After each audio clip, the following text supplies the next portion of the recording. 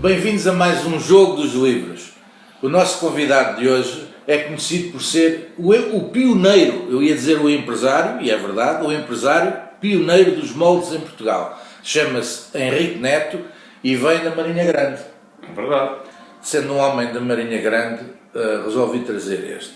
Chama-se Diniz, o rei civilizador. Exatamente. É verdade, tem muita influência na região de Leiria e da Marinha Grande.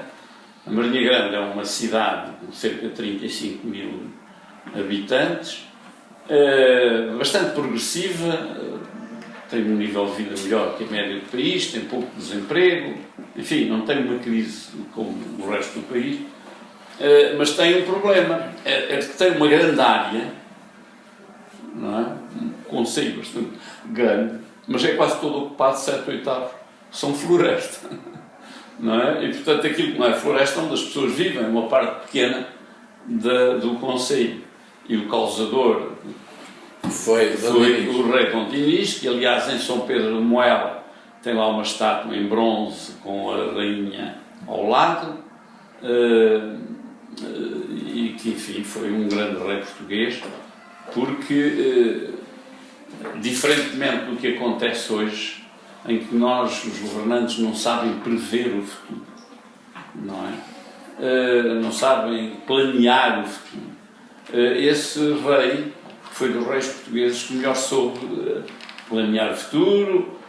Há teorias que dizem porque é que ele construiu, ou mandou semear, mandou semear o Pinhal. Há os que dizem que era por causa das caravelas, que se já pensava que poderíamos vir a ter. Há outros que dizem, e eu penso que tem mais lógica, que era para evitar que a areia viesse, que aquilo é muita duna, invadisse digamos, as culturas da agricultura, etc. Fosse por uma razão ou por outra, foi um homem que criou uma riqueza que dura há 6 séculos, quase 7, não é? Enquanto os nossos governantes destroem a riqueza, exatamente, como sabemos, não é? Hoje, esse nosso governante construiu riqueza que nós hoje ainda estamos a beneficiar. Ou seja, e uma delas foi a língua, foi ele que tornou oficial a língua portuguesa. A língua portuguesa, digamos, era poeta, escrevia poemas de amor quase sempre, não é? Presumo que a rainha não gostaria muito disso. Mas pronto. Mas não se pode ter tudo, não é? Não se pode ter tudo. Ter um marido daqueles. E ele realmente era poeta, escrevia, e a língua portuguesa começou aí a ser uma língua autónoma do latim, do espanhol, etc. Do castelhano. Mas avançaremos para outro livro, e este livro chama-se Estes Políticos Devem Estar Loucos. Depois tem aqui umas fotografias que eu posso dizer, algumas delas assim. Pois, isso foi do Ministro da Economia. Os famosos palitos na Assembleia. Enfim, tem uma série de políticos, eu penso que quem ler o livro percebe que estão aqui estes e poderiam estar 3 vezes mais. Pois, mas estão aí alguns que, se nós tivéssemos que arranjar um oposto ao rei Dom Dinis, estavam aí alguns, não é? Estavam aí alguns, porque enquanto o rei Dom Dinis, como disse, previu o futuro, esses destruíram o futuro dos portugueses, ou alguns desses pelo menos, não é? Porque não previram, porque fizeram aquilo que não sabiam, não é? Isto também, o rei Dom Dinis, se calhar, aquilo que fez é porque sabia, porque aprendeu. E hoje muitos dos nossos governantes vão para governantes através das jotas, sabem muito pouco da vida e de qualquer profissão, e depois e também não estudaram a governação, e depois fazem coisas que destroem a riqueza em vez de a produzir. Há um filme do Buster Keaton, é livros também mete filme, que é uma coisa, que é uma cena que cai a fachada de um prédio e ele está em pé, o Buster Keaton, ou Pampelinas, não é? E aquilo passa-lhe ao lado. Não, ele entra na janela. Bom. E eu quando vejo aquilo digo, se isto corresse mal ele morria. Claro. Porque aquele cenário é pesadíssimo. Então. As coisas para correr muito mal não têm que ser também planeadas. E eu estou a dizer isto lembrando-me aqui de alguns destes senhores. Não, para correr muito mal, para ser perfeito mal, tem que a ser ideia planeado. de planear é de evitar o mal. Porque isso é verdade não é diferente num país, de uma empresa ou até de uma família. Um pai, um chefe de família, o senhor é chefe de família, sabe disso. Uma pessoa começa muito antes, quando o filho tem 5 anos, 6 anos, 7 anos, que a gente começa a se preocupar o que é que vai ser do meu filho. Exatamente. E não quer o mal, quer o bem. Não é? E principalmente quer defendê-lo do mal. Não é? E portanto, põe-o a estudar para que ele aprenda. Sabemos nós que as pessoas que conhecem e sabem mais têm mais oportunidade ou mais possibilidades de vencer na vida do que aqueles que sabem menos.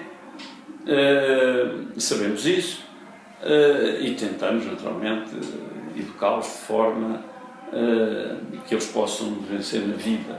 E tentamos, às vezes, nem sempre é bom tentar demais nessas condições, evitar que eles tenham problemas, não lhes corra mal a vida, não é? E planeamos para evitar isso, não é? Ora, os governantes, numa empresa é a mesma coisa.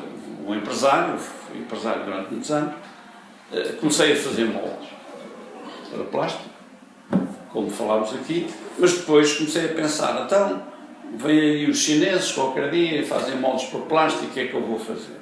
E, portanto, disse assim, não, então vou oferecer aos clientes um serviço mais completo que os chineses ainda não ofereçam. E dediquei-me depois à engenharia de produtos. Desenhar e conceber produtos diferentes, não é? Se for aí às lojas de pagamento, aos centros comerciais, aquelas maquinetas que a gente mete o cartão e paga, sim. Quase todas foram desenhadas na minha empresa. Isso e muitíssimos outros produtos, principalmente para o estrangeiro, porque a gente fazia isso para o estrangeiro. Claro, fazendo o desenho do produto, depois um protótipo, antes de fazer o molde é muito caro, antes de fazer o molde, para verificar o produto, faz um protótipo. Nós fazíamos protótipo. Ou seja, quando fazíamos moldes e fazíamos o desenho do produto e dos protótipos, tínhamos um serviço e estávamos a defender do mal que podia vir no futuro à empresa. E depois, naturalmente, numa certa fase, achámos, bom, já fazemos o molde, já fazemos os desenhos, não há razão nenhuma para não agora produzirmos os produtos.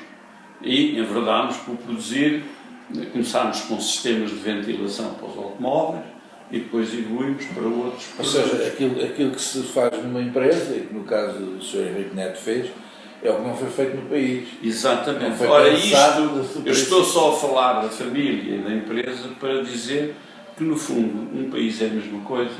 Um governante tem que compreender bem,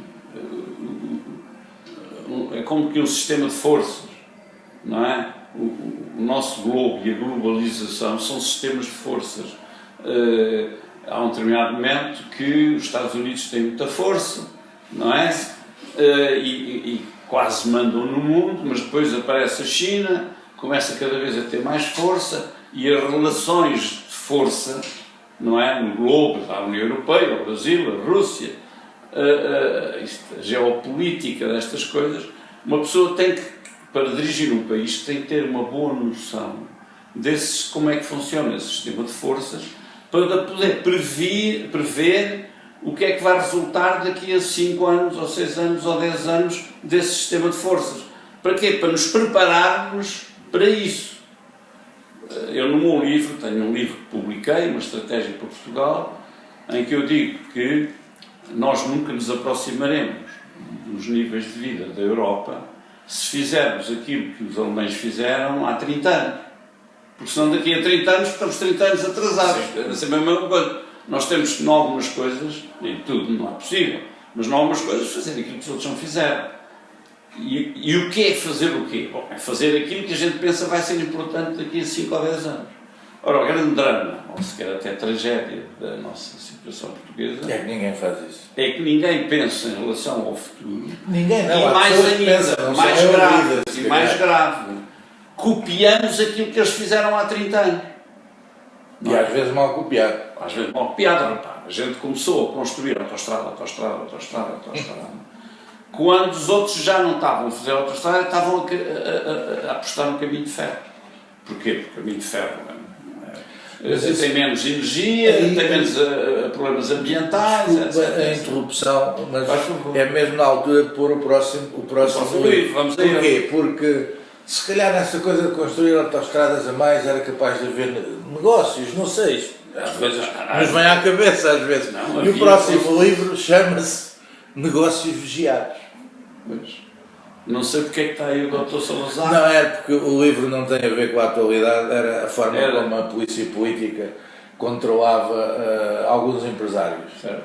Uns para os impedir, enfim, uns para os favorecer, porque eram adeptos do Pois, regime, sabe que, e outros para os isso- prejudicar. Mas pensando só no título e tirando daqui o Não, mas repare, esse título e a sua explicação conduz-me a um outro problema que era válido no tempo do Dr. Salazar e que é muito válido hoje. Aliás, eu tenho verificado, ainda ontem, numa visita que fiz, verifiquei isso, na sexta-feira, noutra visita que fiz a Miranda de Cor, voltei a verificar, é de que, com o tempo do Dr. Salazar, mas também hoje, os nossos governantes têm uma grande desconfiança dos portugueses. Desconfiam. E dos empresários em particular. Porque o português normal, enfim, trabalhador, dona de casa, etc., não tem muito poder. Os empresários, apesar de tudo, cada um à sua maneira, têm algum poder, têm mais poder. E os governantes têm muito medo, não é? E, portanto, tentam controlar os empresários. E fazem isso das formas mais bizarras, através de leis que complicam a vida, através. O Dr. Salazar, por exemplo, não se podia montar uma empresa sem uma autorização, sem um alvará, não é? Grandes empresários portugueses, como o Chapalimau, os Melos e outros, não é? Que foram bons empresários, tiveram enormes dificuldades para conseguir as suas empresas. O Chapalimau, para montar a aciaria em Seixal, andou atrás do Dr. Salazar anos e anos. Porquê? Por desconfiança dos governantes. Hoje é a mesma coisa. Existe uma desconfiança enorme, não só apenas em relação aos governantes, em relação aos portugueses. Eu estive a visitar uma instituição de solidariedade social que tem muitos velhinhos, muitas crianças deficientes, muitos deficientes, de vários tipos, que os tratam muito bem, que é a maior organização, mas estão sempre a ser vigiados, controlados pelo Estado como se fossem criminosos.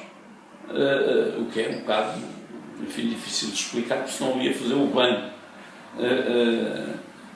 Quer dizer, existe um hábito que é uma coisa humana, muito humana, que não é boa, mas é muito humana, que é nós tendemos, o ser humano tende a julgar os outros com os seus próprios valores. Exato. E como os políticos muitas vezes não têm muitos valores, partem do suposto e estão sempre a ver onde é que podem sacar algum, não é? Acham que os outros podem fazer os mesmos, não é? Sei o que é isso, porque com a criação desta web TV, que é a Saleia TV, passámos por essa experiência. O que é que eles vão fazer? Vão dizer mal de nós, fazem aquilo que estão ao... Ou dizem que isto não tem o espaço necessário, que devia ter não sei quê, até podem descobrir que devia ter câmaras.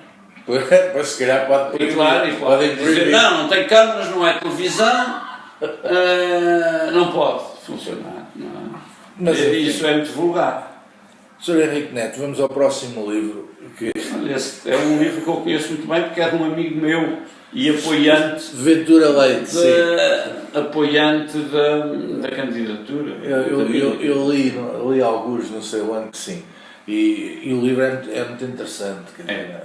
Concorda com esta forma que este autor, Ventura Leite, tem para pensar o país? Esta é uma pergunta muito difícil. Eu li o livro, sou amigo do autor, discuti o livro com o autor e depois falei com alguns amigos que são reputados economistas do país, daqueles que foram ministros das Finanças, com alguns deles. Por acaso, 3 amigos são 3 ex-ministros das Finanças. E discuti isso com eles. E eles todos me disseram: não, senhor, isso não funciona, na Argentina não funcionou, etc, etc. Os argumentos. Eu tenho muitas dúvidas que eles tenham razão. Eu acho que o Ventura Leite está mais próximo da verdade que os outros. Os outros, como bons economistas que são excelentes, tendem a valorizar muito os livros onde aprenderam. As teorias económicas que aprenderam quando eram novos, já não são, e que praticaram durante a vida, não é? E há sempre uma certa desconfiança relativamente a ideias não testadas, ao que é novo. É o medo do novo, não é? O medo do novo, isso é conhecido. Só que às vezes o novo é o futuro, não é? E eu sinceramente não vejo razão para que não possa haver as duas moedas. Chamamos-lhe o escudo para as trocas comerciais internamente e depois para comprar coisas no estrangeiro ou para viajar. E é preciso levar dinheiro para viajar, então teríamos os euros, não é? E havia uma relação entre a moeda que tínhamos e o euro. Aliás, na Europa, quando comprávamos euros, os euros que tivéssemos na nossa conta continuávamos a ter. Quem não tivesse, enfim. Quem não tem. Provavelmente os euros estavam na nossa conta, desvalorizar-se-iam relativamente à nova moeda. Fala-se que seriam 30%, pode ser menos, pode ser mais. O que quer dizer que se eu tiver 10 mil euros na minha conta, passa a 7 mil. Passa a 7 mil, ou 6 mil, ou 6.500, ou seja o que for, o que não é agradável para ninguém. Só que várias coisas boas aconteciam. Como nós compramos muito da comida no exterior, como a comida ficava muito mais cara, na nossa moeda desvalorizada, e como internamente a gente tinha que vender e comprar, enfim, as frutas e as outras coisas que vêm lá de fora, a farinha, o milho, etc. A carne, outras coisas. Isso aumentava a rentabilidade dos produtores nacionais. Quer dizer, quem tivesse a produzir fruta passava a ter que produzir mais. Ia ter onde vender. Ia ter onde vender a preço mais alto, visto que sim. No estrangeiro era ainda mais alto. Isso desenvolvia a economia portuguesa. Claro que, por isso é que isto é difícil. Claro que eu dei-lhe um exemplo positivo. Se houver um negativo, que é exatamente o contrário ao petróleo. Nós precisamos de petróleo e gasolina, de automóvel. Ora, o petróleo a gente não produz. Portanto, como não produzimos e precisamos, quer queiramos, quer não, teríamos que pagar mais pelo petróleo. Dou-lhe outro exemplo, medicamentos. A gente já produz alguns medicamentos, mas são poucos em relação à totalidade dos medicamentos que o país consome. E medicamentos é uma coisa que a gente não dispensa, não é? Se for... Alguns, infelizmente, andam a dispensá-los, não é? Pois, a gente precisa deles. Exatamente. Os cardíacos precisam de tomar, os que têm tensão arterial, os que têm diabetes, enfim, toda uma panóplia de doenças que precisam de medicamentos. E esses também tínhamos que ir buscar lá fora, logo também aumentavam o preço. O balanço disto é muito difícil. Mas se lhe pedir uma conclusão final a este livro... É um livro inovador, que devia merecer o interesse e o debate dos economistas portugueses, dos governantes, etc. Mas não. Como é uma ideia inovadora, a tal teoria do castelo, os partidos estão dentro do castelo. E sempre que aparece um infiel qualquer, o Ventura Leite é um infiel, a pôr em causa, digamos, o poder e a sabedoria das pessoas que estão no castelo, o castelo defende-se desconhecer. Portanto, não existe. Não é? E não quem vai é esse gajo? E não vai à televisão. Mas quem é esse gajo? Exatamente. E como quem não vai à televisão Não existe. não existe. Agora a internet. A Ventura Leite só existe porque, felizmente, algumas pessoas leram o livro, mas são poucas. Sim, um último livro para comentar, não tem a ver com a personagem que o livro se refere. A escolha para trazer para aqui foi só o título. Só o título. E o título é Não Me Calo. Que é a famosa frase do rei para o Hugo Chávez, mas não é a vida do Hugo Chávez. Este não, livro. Quem disse Não Me Calo foi o Hugo Chávez. Sim, não, sim. O outro disse porque exatamente, porque não tem cara, não me calo. Não me calo é uma coisa que lhe diz muito, não é? Porque, sabe, o sentido de justiça é uma coisa que está mais acentuada nas pessoas que não. Há pessoas que são mais sensíveis. E outras não são nada. E outras são pouco sensíveis. Eu, por acaso, sou muito sensível a isto. Já tive em situações, às injustiças, já tive em situações, às vezes, difíceis. Uma vez ia levando uma sola na antiga Jugoslávia, à conta do não aceitar coisas que são injustas. Coisas, às vezes, até muito simples. Mas é uma questão de princípio, não é? E quando uma pessoa assiste a uma injustiça, uma coisa que não é certa, que não é boa, que não é humana, e infelizmente assistimos a isso todos os dias, uma pessoa não se pode calar. Uma pessoa tem que dizer, eu não me calo. Claro que isso às vezes tem riscos, não é?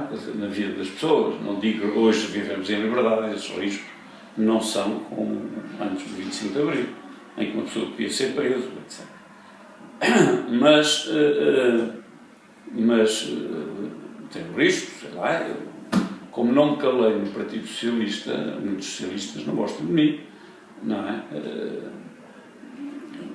Não me calei, por esta ou aquela razão, e quase sempre quando não me calava é porque havia interesses no caminho, não é? Havia coisas que não eram justas, não é? Algumas das quais nos estão ainda hoje a custar dinheiro. Sei lá. Quando uma das coisas que posso dizer, que falei grosso e que ninguém gostou muito no Partido Socialista, foi quando se vendeu a Galp aos italianos da ENI.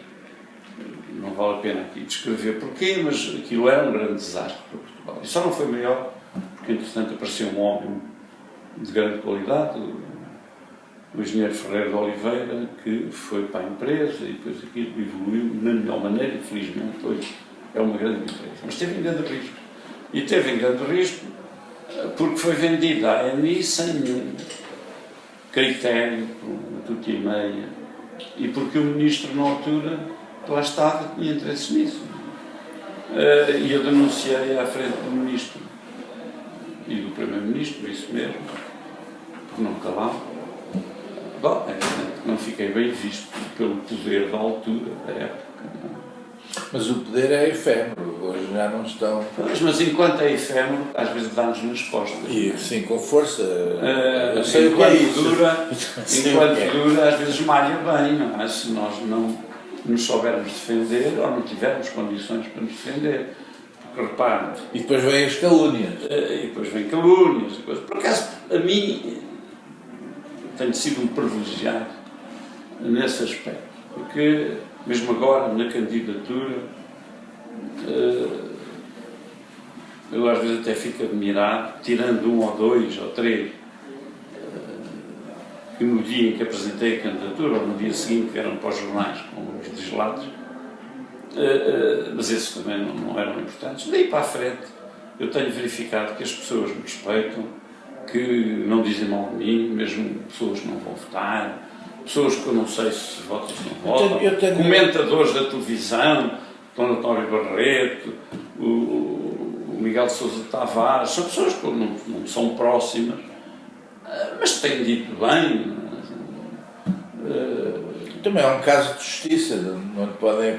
Quer dizer, é uma sabe pergunta... isso, a gente não pode confiar muito na justiça, Não, tem mais que confiar no bom senso das pessoas. Não, mas eu quando dizia é um caso de justiça há que reconhecer quem fez uma indústria do... Pois, mas podiam ter dito, será que todos nós terão dificuldade, politicamente podem dizer, mas foi aquilo ou terão dificuldade, mas a pergunta que eu também não tenho que eu gostava de fazer é assim, eu tenho a impressão, não tenho a certeza, e confesso que não fui pesquisar na internet, mas acho que é o primeiro candidato à presidência da República empresário. É, na história portuguesa, que eu saiba. Não é verdade, na Primeira República... Não, eu estou a falar na Terceira República, mesmo na Primeira República não há muitos, mas há um que foi empresário no Algarve, empresário, comerciante. No Algarve exportava frutos do Algarve, etc. E foi depois o dos frutos do Algarve foi mais o pai dele, é o atual. Pois, tem toda a razão. É verdade, sabe? E eu, quando me candidatei, ainda hoje, eu acho que se os portugueses avaliassem isso no contexto da política nacional, talvez tenho a ideia que muito mais gente iria votar em mim. Não sei quantos vão, mas eu acho que iriam ainda mais. Porquê? Porque é um bocado óbvio para as pessoas que têm, enfim, que estão em Portugal e que vivem em Portugal e que veem televisão todos os dias e que conhecem as notícias e os factos e os diferentes acontecimentos que nos caem em cima, de que muitos desses acontecimentos resultam de uma grande impreparação, ou para não dizer já ignorância, dos nossos governantes. Isto é um bocado... Eu não acredito quando o José Sócrates pensou em fazer autoestradas atrás de autoestradas, quisesse o mal do país. Não é? Quer dizer, ele fazia aquilo a pensar que... No bem de algumas pessoas. O bem de algumas pessoas, no interior, como eu dizia. Bom, mas repare, ele devia, se tivesse experiência da vida, não é? Ele teria pensado, bom, eu vou construir a autoestrada, qual é o rendimento que o país vai tirar das autoestradas? Daquela posso tirar, porque tem muito tráfego, mas daquela não vou tirar nenhum, porque não tem tráfego nenhum. Bom, então não faça aquela, faça outra. Não é? O engenheiro Guterres teve outro pensamento, a mim disse-me várias vezes, e eu disse-lhe que era uma grande asneira também várias vezes, e até escrevi-lhe uma carta no final do processo, muito longa, a dizer que eram isso e outras coisas asneiras. Que era, ele dizia muitas vezes, vamos dar, ele até dizia dar, não é? Dar uma casa a cada português. As famílias portuguesas têm direito a ter a sua casa. Há direito, tem, haja dinheiro, não é? Claro que as pessoas compraram casa nos sítios errados, normalmente longe da cidade, fora da cidade, para valorizar os terrenos para a corrupção das autarquias, que passavam um terreno de agrícola urbano, o terreno valia muito mais dinheiro, abandonaram o centro das cidades, primeira questão. Segunda questão, como muita gente resolveu que se a senhora gostava de ter casa, era legítimo, os bancos que não tinham dinheiro para emprestar foram buscar o dinheiro à Alemanha e a outros países, não é? E emprestavam a 20 anos, às vezes a 30, mas ficavam com a obrigação de pagar o empréstimo à Alemanha há 5 anos, a 2, ou 6, ou 10, com a ideia peregrina de que, quando lá chegar, eles voltam a emprestar. Voltam-se a voltar, não é? Tipo daquela porta rolante, não é? Vai entrando e sair. Ou seja, outra pessoa que tivesse melhor preparação que o engenheiro Guterres, provavelmente nunca teria feito uma coisa dessas, teria dito, vamos facilitar a coisa até certo limite, não é? Mas vamos também criar condições de arrendamento, não é? Vamos também não deixar de cair a manutenção, porque os países atrasados é que não fazem manutenção, não é? E depois compra-se novo, não é? Sei lá, nos países africanos acontece muito, os carros não são mantidos, prédios não são mantidos, as máquinas não são mantidas, não é?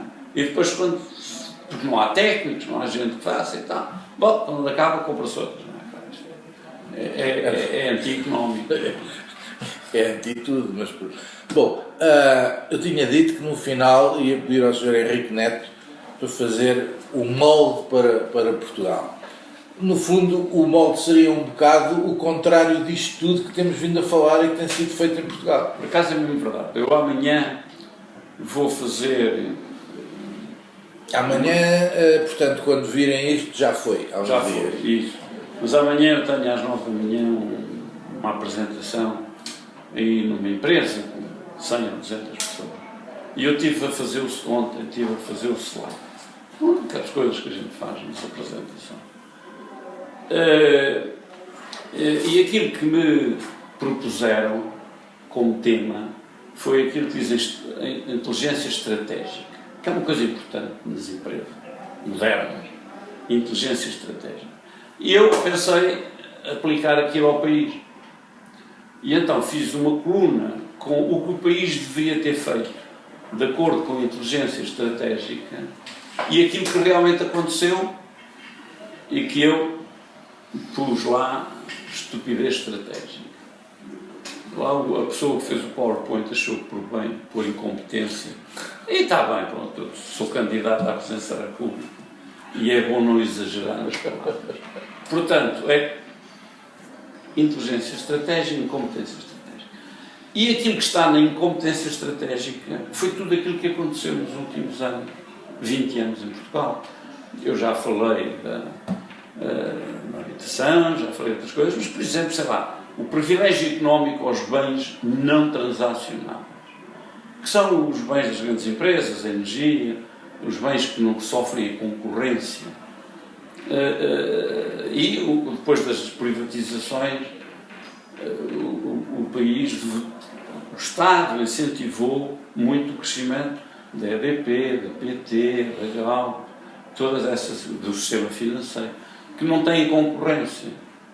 O que acabou por criar custos excessivos a quase tudo que as outras empresas dos setores de bens transacionáveis, que são aqueles que se exportam, que têm concorrência, porque se fizer sapato, os chineses também fazem, não é? Se fizer confecção, os alemães, os italianos, os chineses também fazem, portanto sofrem a concorrência. E aí esse setor esqueceu-se, criaram-se custos, impostos, porque eram pequenos, os outros eram os grandes, os poderosos, os donos disto tudo, os Ricardos Salgados, e o Estado andou a favorecer isso, portanto fez o contrário do que devia ter feito. Eu já citei, transporte rodoviário é estupidez, levado ao extremo que foi, não é? Até porque consome muita energia. Eles, por exemplo, andam para ir numa azáfona a querer promover a energia eólica, não é? Porque é amiga do ambiente.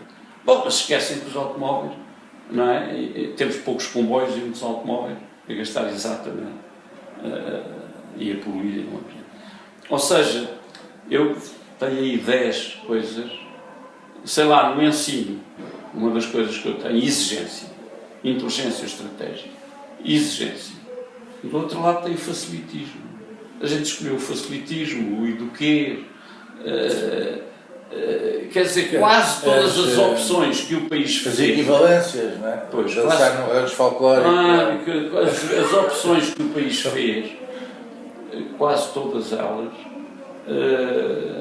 podíamos ter, digamos, endividado internamente, valorizando os juros internos para que os portugueses poupassem. Não. Quando fomos buscar dinheiro, fomos ao estrangeiro. Mesmo para terminar, deixo apenas uma pergunta. Nós começámos com um livro que falava do Dom Dinis. Em Portugal foi fundado pelos 2 séculos anos, Dom Afonso Henriques, mas portanto terá 900 anos quase.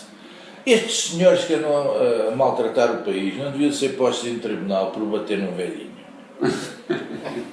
Não, ainda hoje, eu por acaso ouvi na TSF, quando fui, um senhor, não sei quem é, naquele debate da manhã, a dizer uma coisa muito sábia sobre o engenheiro José Sócrates. Ele dizia, ele não devia estar preso por corrupção. Ele devia estar preso pelos erros que cometeu como Primeiro-Ministro. E eu estou de acordo com este senhor. Porque, repare, eu conto esta pequena história, com isto penso que terminarei, que é uma história bastante edificante. Se um caixa de um banco, enfim, com necessidades lá em casa, ou os filhos precisam ir para a escola, ou qualquer razão, meter a mão à caixa e levar 1000 euros, se for descoberto, bom, vai preso, se ninguém tem, rapidamente é julgado e vai para a prisão, 6 meses ou 1 ano, provavelmente. Se, por exemplo, uma pessoa que é administrador, por exemplo, do BPN, já acabou, isto é um caso real, não estou a falar de ninguém que não tenha existido e que não exista, felizmente para ele está vivo. Como administrador do BPN, souber que há umas empresas falidas por aí, quer em Portugal, quer em Marrocos, quer noutros sítios, e que estavam falidas, não valiam nada, e ele chegar lá e oferecer 100 mil euros ou 200 mil euros àquela empresa, e comprou a empresa, é dele, agora, chega ao BPN e vende a empresa por 5 milhões, imposta os 4 milhões 900 mil, não é? Põe-nos, porque a pessoa em questão que eu estou a recordar diz que não tem bens, não tem bem, ele não tem uma boa vida, mas diz que não tem bens. Há pessoas assim que têm essa sorte. Conseguem viver com poucos filhos. Estes atos que este senhor fez, que custaram ao país 100 milhões, 200 milhões, 300 milhões, dos 5 ou 6 mil milhões que o BPN custou já.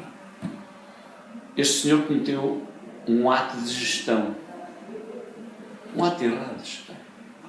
Não é preso, não é sequer chamado a nada.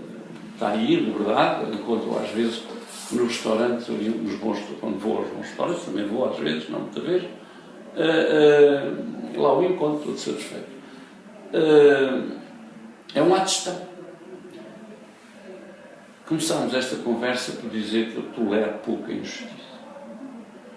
Eu acho que quem comete um crime tem que ser condenado. Se alguém meteu dinheiro, a mão na caixa, é evidente que tem que ter uma condenação. Mas a partir do momento em que existe um senhor que tinha a chave do cofre, não é? Era ele, o administrador de uma empresa, tem a chave do cofre, e que vai ao cofre e rouba a empresa de milhões de euros e não lhe acontece nada, eu considero isto uma enorme injustiça. Por isso é que alguém uma vez disse que a melhor forma de assaltar um banco era fundar o banco. Era ser administrador, para fundá-lo. Bom, provámos que o nosso convidado realmente faz jus ao que estava no último livro, não me calo. Penso que não se irá calar até às eleições presidenciais e que depois das eleições presidenciais irá também continuar a falar, como dizia o Fado, até que a voz lhe doa, o que esperamos que nunca aconteça. Muito obrigado por ter vindo à Saloia TV. A região Saloia também faz parte da região oeste do país, de onde vem o Sr. Henrique Neto. Muito obrigado. Obrigado, sou eu.